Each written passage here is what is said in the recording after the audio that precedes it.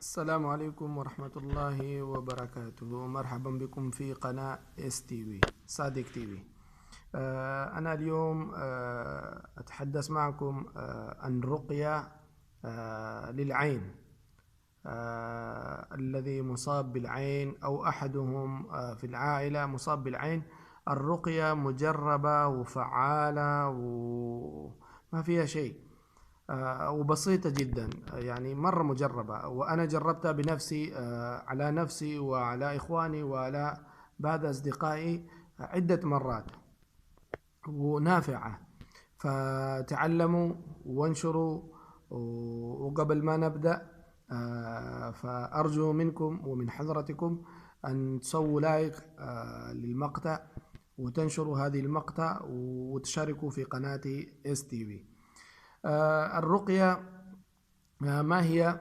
الرقية هي 3 آيات من سورة الملك، من في آخر سورة الملك: قل أرأيتم إن أهلكني الله ومن معي أو رحمنا فمن يجير الكافرين من عذاب أليم.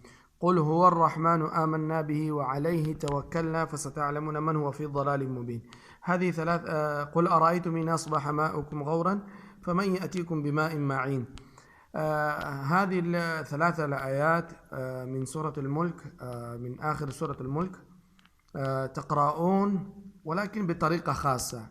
يعني اللي نقلني وأعطاني هذه الرقية هو كلمني الرقية بهذه الطريقة، وهذه من تجربته ومن تجربة مشايخهم.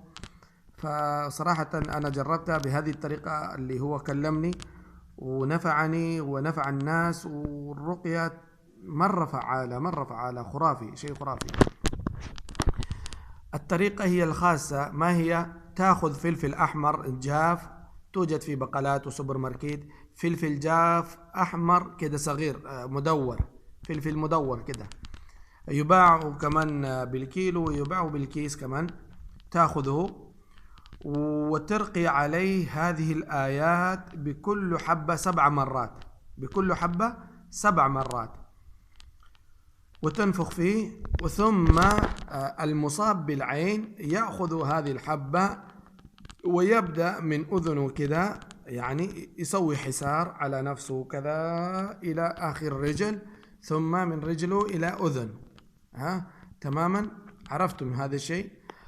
يعني يبدأ كذا من أي أذن، من اليمين يبدأ كذا، ولا ينكسر، لا ينكسر هذه الحبة. ثم إذا قرأتم عليه على كل 7 حبات، على كل حبة 7 مرات هذه الآيات، وتنفخ فيه وتنفخ على المريض.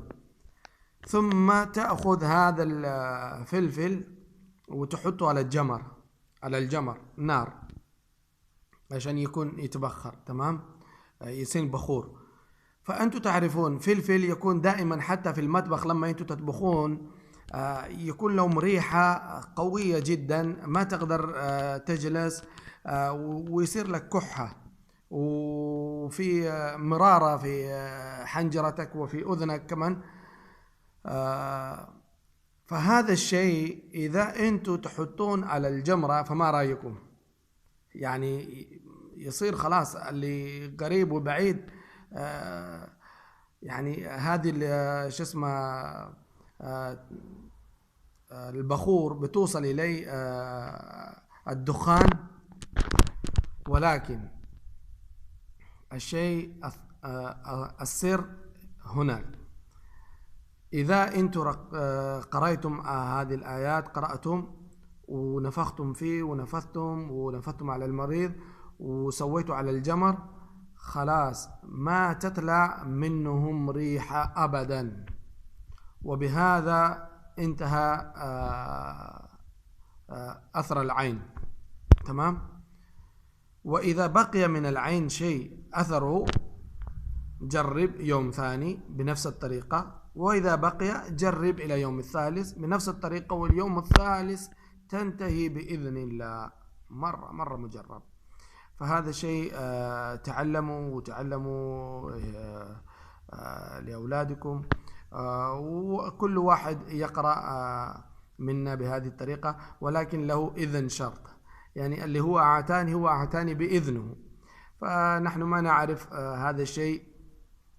يعني في سلسلة يكون بالاستئذان، بالرقية الخاصة، واحد يكون عامل حقه ويعني يعمل عنده فيعمل ما عنده ثاني، ولكن هذا كلام الله، يعمل عند كل واحد، ولكن للأثر أن تكون مؤثر. فخذ إذن عشان تستأذنوا بالرقية، وإن شاء الله ينفعكم وينفع للآخرين.